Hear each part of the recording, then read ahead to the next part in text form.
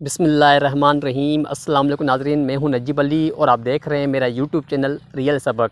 नाज़रीन, आज हम इस वीडियो में बात करेंगे टाइप्स ऑफ कंप्यूटर मेमोरी के बारे में। लेकिन नाज़रीन, मैं आपका ज़्यादा टाइम ज़ाया नहीं करूंगा, तो चलिए हम अपना वीडियो शुरू करते हैं। टाइप्स ऑफ कंप्यूटर मेमोरी, इसके दो टाइप्स होते हैं। एक होता है इंटरनल मेमोरी और दूसरा है एक्सटर्नल मेमोरी।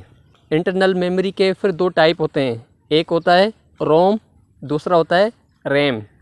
रोम के फिर तीन टाइप हैं, P ROM, E P ROM, double E P ROM. और रैम के फिर दो टाइप होते हैं, एस रैम और डी रैम। एस रैम जो है ये यूज़ होता है यूज्ड फॉर कैशे।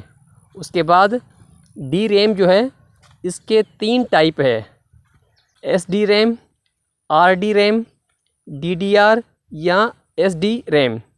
और डी डी आर या एस डी रैम के फिर चार टाइप हैं, D D R 1, D D R 2, D D R 3 और डी डी आर 4। उसके बाद हम बात करते हैं एक्सटर्नल मेमोरी। इसके चार टाइप्स हैं, कौन कौन से हैं? H D D, double S D, C D, U S B.